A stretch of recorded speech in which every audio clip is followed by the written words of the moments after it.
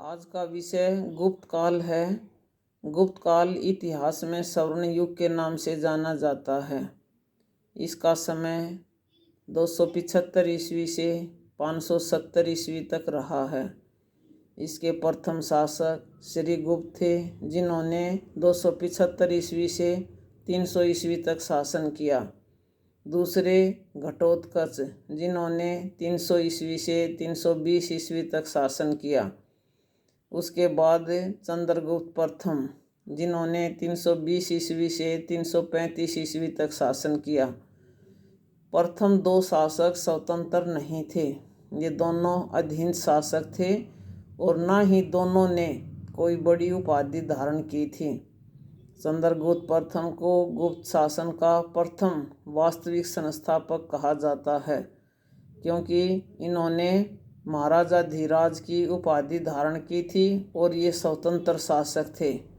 इन्होंने कुमार देवी से विवाह किया था, जो लक्ष्मी वंश से संबंध रखती थी, और इसी संदर्भ में उन्होंने गुप्त संवत चलाई थी। चंद्रगुप्त की मृत्यु के पश्चात उनके बेटे समुद्रगुप्त का राज्याभिषेक किया गया। राज्याभिषेक का शासनकाल 335 ईस्वी से 375 ईस्वी तक रहा था। समुद्रगुप्त सबसे शक्तिशाली शासक थे। उनको इतिहास में नेपोलियन के नाम से भी जाना जाता है। उनकी तुलना फ्रांस के शासक नेपोलियन से की गई है, क्योंकि उन्होंने यूरोप को विजय करके एक विशाल साम्राज्य की स्थापना की थी, और समुद्रगुप्त ने उत्तरी, दक्षिणी, सीमावर्ती, आटविक सभी प्रदेशों को जीतकर भारत में एक विशाल साम्राज्य की स्थापना की थी। तो इसलिए डॉक्टर V.A. स्मिथ ने इनकी तुलना भारतीय नेपोलियन से की है। समुद्रगुप्त ने सारे उत्तरी भारत को, सारे दक्षिणी भारत को और सीमावर्ती प्रदेशों को, आटविक प्रदेशों को, सबको जीता और अपने राज्य में शामिल किया। उत्तरी भारत को उसने दक्षिण भारत के शासकों को अधीन शासक बना करके उनके राज्य उनको वापस लौटा दिए थे, क्योंकि ये जानते थे कि इतने विशाल साम्राज्य का शासन सुचारू रूप से चलाना मुश्किल ही नहीं, असंभव है। उस समय यातायात और संचार के साधन अच्छे नहीं थे, तो इसलिए उन्होंने दक्षिण के सभी शासकों का शासन उनको वापस लौटा दिया था। ये बहुत ही निपुण थे संगीत कला में भी और वीणा वादन में भी। इनकी तुलना नारद मुनि से भी की गई है, और उन्होंने अपने शासनकाल में शुद्ध सोने के सिक्के चलाए थे। समुद्रगुप्त ने एक विशाल साम्राज्य की स्थापना करके इतिहास में अपना नाम सबसे सर्वश्रेष्ठ योद्धाओं की श्रेणी में अपने गिनती करवाई है। समुद्रगुप्त की मृत्यु के पश्चात चंद्रगुप्त द्वितीय, या उसको चंद्रगुप्त विक्रमादित्य के नाम से भी जाना जाता है, वो गद्दी पर बैठे और उन्होंने 380 ईस्वी से 414 ईस्वी तक शासन किया था। चंद्रगुप्त विक्रमादित्य ने विक्रमादित्य की उपाधि शकों का विनाश करके ये उपाधि धारण की थी। इनको शकारी भी कहा जाता था, शकों का दुश्मन, इसलिए शकारी की उपाधि धारण की। और विक्रमादित्य यानी वीरता का सूर्य, ये दोनों उपाधियां चंद्रगुप्त ने धारण की थी। चंद्रगुप्त विक्रमादित्य के शासनकाल में प्रसिद्ध चीनी यात्री फायान भी भारत में आए थे, और उन्होंने यहाँ पर फाको की नामक पुस्तक लिखी थी, जो हमारे पास एक बहुत ही विश्वसनीय स्रोत है गुप्त काल के बारे में जानने के लिए। गुप्त शासकों ने के जो अंतिम शासक थे वो ज़्यादा योग्य नहीं थे। उनमें स्कंदगुप्त सबसे अंतिम महान शासक था। चंद्रगुप्त विक्रमादित्य की मृत्यु के पश्चात कुमारगुप्त गद्दी पर बैठे थे, जिनका शासनकाल 415 से 455 ईस्वी तक रहा था। उसके बाद स्कंदगुप्त 455 ईस्वी से 467 ईस्वी तक रहा था। ये गुप्त वंश के सबसे अंतिम महान शासक थे। इनके शासनकाल में हुनों ने भारत पर आक्रमण किया था। हुन मध्य एशिया की एक बर्बर व क्रूर जाति थी, जिन्होंने तोरमान और मिहिर कुल के नेतृत्व में भारत पर आक्रमण किए और यहाँ पर बहुत ज़्यादा विनाश किया था। स्कंदगुप्त की मृत्यु के बाद जितने भी गुप्त काल के शासक आए वो सब निकम्मे, कमज़ोर और कायर थे। वो इतने विशाल साम्राज्य का भार अपने कंधों पर उठाने में सक्षम नहीं थे। इसीलिए गुप्त साम्राज्य धीरे धीरे पतन की तरफ अग्रसर हो गया था। गुप्त साम्राज्य के बारे में जो विश्वसनीय स्रोत हैं उनके बारे में हम पढ़ेंगे। विश्वसनीय स्रोत, तो उसमें ये बताया जाता है कि कालिदास ने जो ग्रंथ लिखे हैं उनसे हमें गुप्त काल के बारे में जानकारी मिलती है। और उसमें कालिदास के साथ साथ जो फाह्यान भारत में आए थे, फाह्यान की फाकों की से भी हमें जानकारी प्राप्त होती है। इस काल में आर्यभट्ट ने भी आर्यभट्टीय नामक पुस्तक लिखी थी। इससे भी हमें ये पता चलता है कि उस समय कितने टेक्नोलॉजी के क्षेत्र में कितना विकास हुआ था।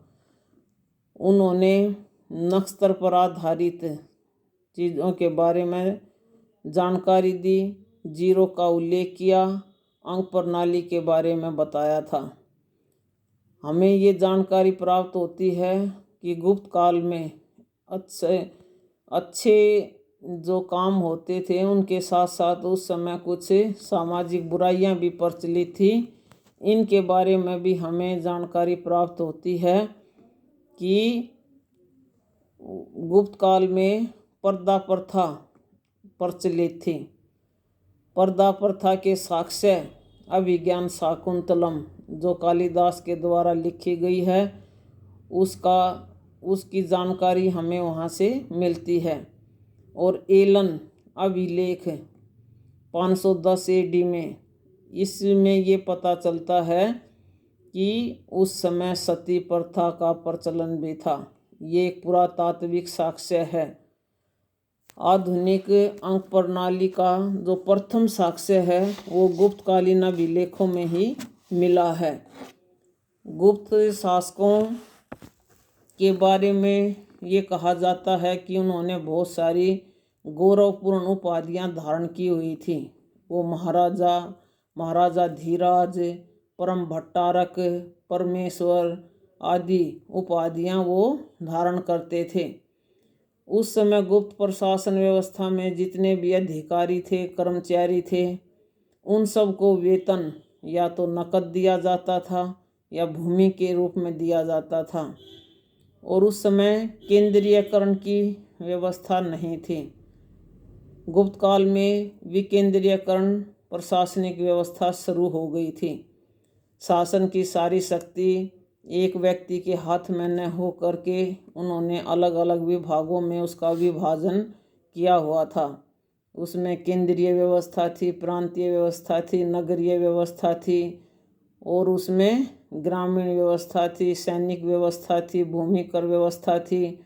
तो ये सारी ऐसी व्यवस्थाएं थी जिसमें गुप्त शासकों ने इन शक्तियों का विभाजन करके शासन को सुचारू रूप से चलाने का प्रयास किया था। और इसीलिए वो शासक भारत के प्राचीन काल में सवर्ण काल कहलाने के अधिकारी बन पाए। लेकिन ये जो सवर्ण काल की उपाधि गुप्त काल को दी गई है, इससे सभी इतिहासकार सहमत नहीं हैं। वो कहते हैं कि गुप्त काल में कुछ खामियां थी, इसके अंदर कुछ कमियां थी। इसमें जो समाज था गुप्त काल में उसमें ब्राह्मण जाति का बोलबाला था। समाज 4 भागों में बटा हुआ था, जिसमें ब्राह्मण, क्षत्रिय, वैश्य और शूद्र। इसमें ब्राह्मणों को सबसे ज़्यादा महत्व दिया जाता था। वो समाज में सबसे श्रेष्ठ माने जाते थे। उनसे ना कर लिया जाता था, ना उनके ऊपर दंड दिया जाता था उनको। तो ये ब्राह्मण, इन्होंने अंधविश्वास फैलाने का प्रयास भी किया था। और जो अन्य वर्ग थे, जिसमें वैश्य हैं और शूद्र, इनकी स्थिति अच्छी नहीं थी, उसमें काफ़ी गिरावट आ गई थी। इन लोगों से नफरत की जाती थी, समाज में इनको सम्मान नहीं दिया जाता था, इनके साथ भेदभाव किया जाता था। और उस समय व्यापार और वाणिज्य में भी गिरावट आनी शुरू हो गई थी। जो गुप्त काल के शासक रोम के साथ व्यापार करते थे, वो व्यापार अब पतन की तरफ अग्रसर हो चुका था। अब इनका एक नया व्यापार का जो मार्ग था, वो उस समय विकसित हो रहा था दक्षिण पूर्व एशिया के साथ। ये गुप्त काल में ही बताया जाता है कि ये जो ट्रेड दक्षिण पूर्व एशिया के साथ किया जाता था, ये एक नया मार्ग जो है उभर कर के आया था। गुप्त शासकों ने सबसे अधिक संख्या में सोने के सिक्के जारी किए थे, और इनमें भी धीरे धीरे करके गुणवत्ता की गिरावट आती जा रही थी, उसमें मिलावट किया जा रहा था। तो गुप्त काल के शासन को कुछ इतिहासकार ये मानने के लिए तैयार नहीं हैं कि वो काल स्वर्ण युग था, उसके अंदर काफ़ी कमियां थी। स्वर्ण युग वो युग होता है जिसमें रहने वाला प्रत्येक व्यक्ति समृद्ध हो, सुखी हो और सबके साथ निष्पक्ष न्याय किया जाए।